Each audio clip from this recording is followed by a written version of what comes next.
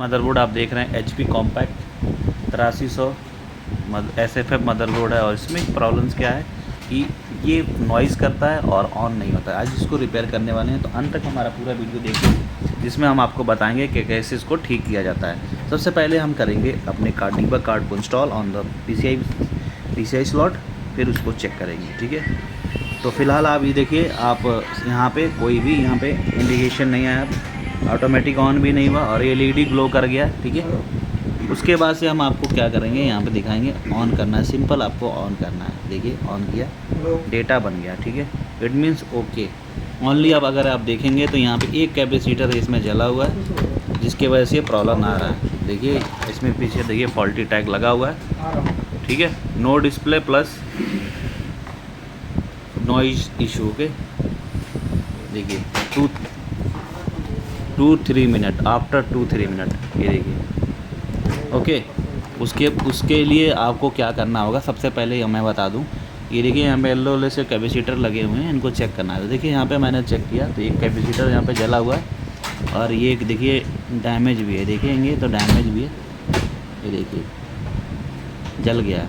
इसको आपको क्या करना है, रिमूव कर देना, जस्ट रिमूव करके दूसरा बदलना है, ठीक है। तो फिलहाल अभी हम इसको रिमूव कर लेते हैं।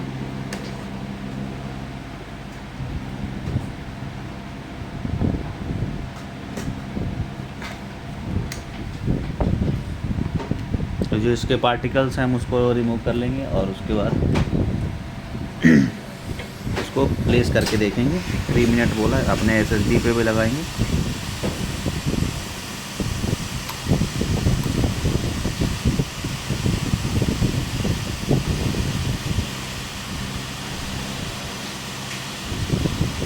ओके, हमने इसके पार्टिकल्स को रिमूव कर लिया है सक्सेसफुली।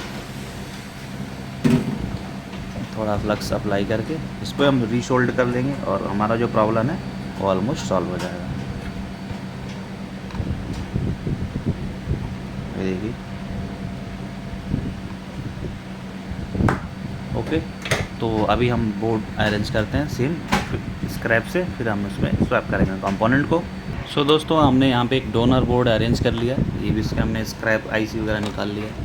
तो इससे इसका उठाएंगे कैपेसिटर और यहाँ पे सीधा प्लेस कर देंगे यहाँ से, ठीक है।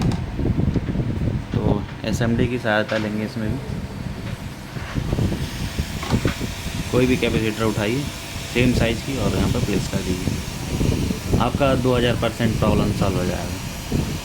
ये नहीं लगाएंगे तो भी आपका प्रॉब्लम सॉल्व हो जाएगा,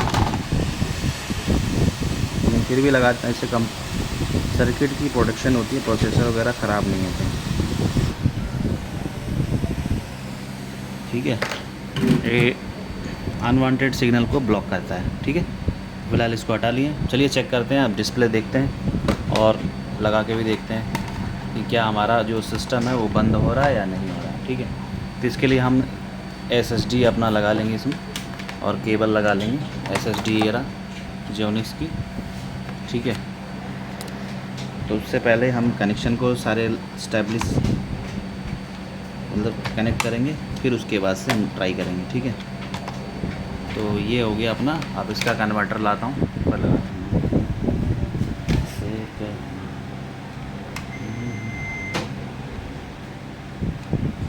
ठीक है।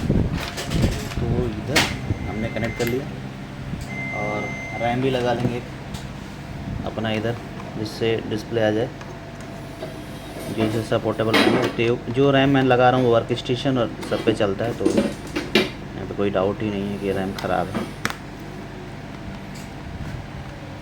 ठीक है। चलिए पावर ऑन करते हैं, पावर ऑन करके देखते हैं। तो कार्ड में देखिए कोडिंग यहाँ पे बन चुका है और डिस्प्ले के लिए हम HDMI केबल का यूज़ करेंगे यहाँ पे। और हीटसिंक हमने लगाया नहीं, तो हीटसिंक भी लगाना पड़ेगा हमें, अदरवाइज़ हम कैसे चेक कर सकते हैं, ठीक है। तो डिस्प्ले फ़िलहाल तो हमारा आ चुका है। उसके लिए हम फ़ैन यूज़ करने वाले हैं, जो सभी फैनों पे उस पर चल जाता है। तो डिस्प्ले हमारा ठीक है, चल रहा है, ओके जी। फैन भी ओके है। कीबोर्ड को भी हम कनेक्ट कर लेते हैं इधर, कीबोर्ड भी। तो तो डिस्प्ले अभी आ रहे हैं दोस्तों, बताना चाहूँगा। तो उसके लिए हम क्या करेंगे, यहाँ पे रैम को चेंज करेंगे। हो सकता है इस रैम को रीड ना करा हो।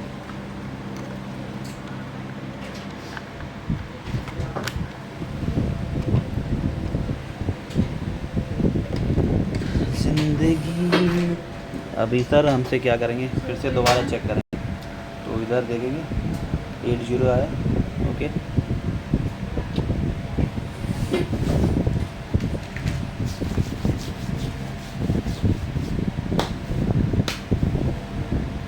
तो फिलहाल अभी भी डिस्प्ले नेक्स्ट तो नहीं आया है, तो हम क्या करेंगे, नॉर्मल रैम का यूज़ करने वाले हैं।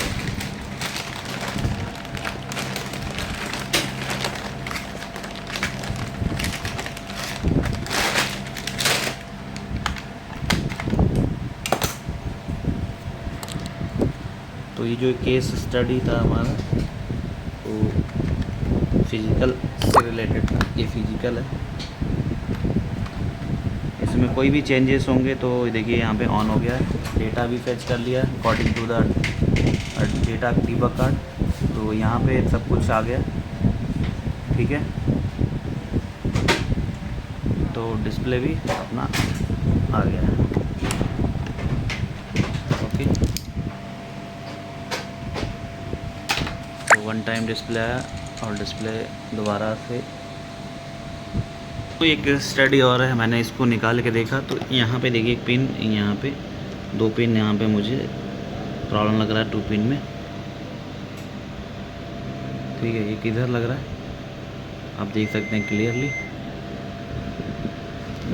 तो इसको तो ओके, मैंने इसको ठीक कर लिया दोस्तों। अब लगा के इसको देखते हैं। तो ये i7 में आप देख सकते हैं, कोर i7 3770 3470 i5 आता है। तो चलिए दोबारा ऑन करके देखते हैं। ऑन कर लिया और कीबोर्ड पे भी अभी लाइट नहीं आई है, स्क्रीन पे भी नहीं आई, देखिए कीबोर्ड पे भी कुछ नहीं आई है, ओके। तो कीबोर्ड पे अब आना चाहिए, बट अभी आई नहीं। डिस्प्ले इस पर भी नहीं आई। ये बोर्ड रिपेयर करने से पहले आपको बहुत सारी चीज़ों का ध्यान देना है। तो यहाँ पे देखिए इस आईसी पे काफ़ी कार्बन और मॉइस्चर आप देख सकते हैं। तो इसको भी आपको सूट भी अच्छे से क्लीन करना है और उसके बाद से ट्राई करना है, ठीक है। तो अभी फ़िलहाल हम इसको क्लीन कर लेते हैं।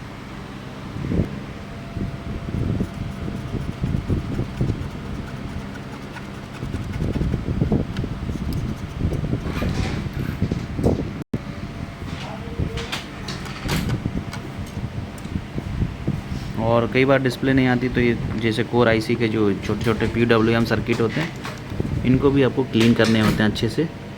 देखिए यहाँ पे कार्बन वगैरह काफ़ी लगे हैं, तो इससे भी प्रॉब्लम्स क्रिएट करते रहते हैं,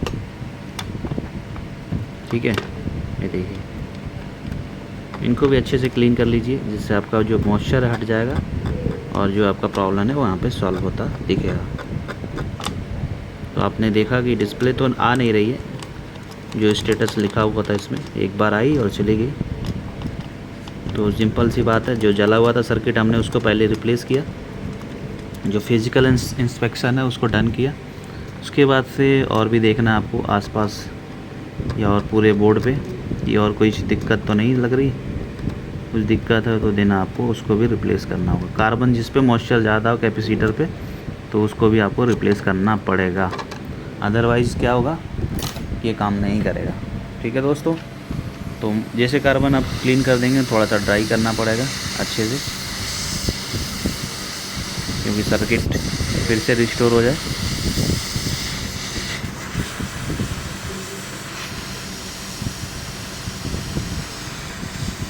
चलिए, तो क्लीनिंग दोस्तों डन हो चुकी है। चलिए ऑन करके देखते हैं अब क्या स्टेटस है इसका।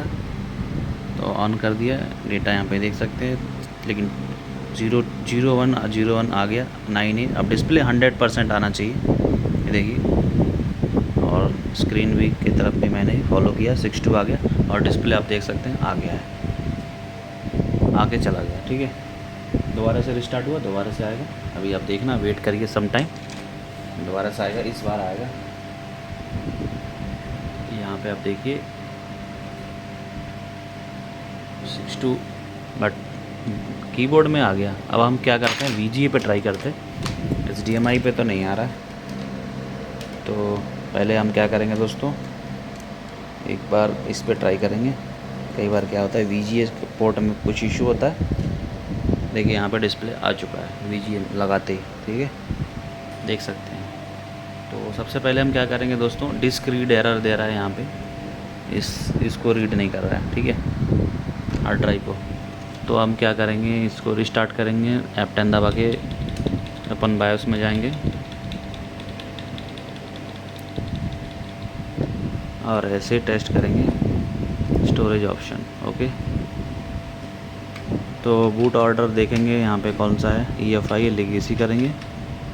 लीगेसी करने के लिए F10 एक्सेप्ट, सॉरी, ठीक है, F10 एक्सेप्ट। सिक्योरिटी में जाके चेक कर लेंगे कि यहाँ पे सिक्योर बूट इनेबल है डिसेबल है, तो यहाँ पता चल जाएगा। तो बट डिसेबल था तभी हो गया। F10 कर देंगे, सिंपल करके बाहर आ जाएंगे। ओके, वेट करेंगे 1 मिनट, हमारा जो प्रॉब्लम है वो यहाँ पे सॉल्व हो गया 100%। डिस्प्ले की इशू थी, इसमें डिस्प्ले आ गई है। जो नॉइज़ की इशू थी आप देख सकते हैं, यहाँ पे विंडो भी बूट कर गया, कोई प्रॉब्लम नहीं डिटेक्ट हो रहा है, ठीक है।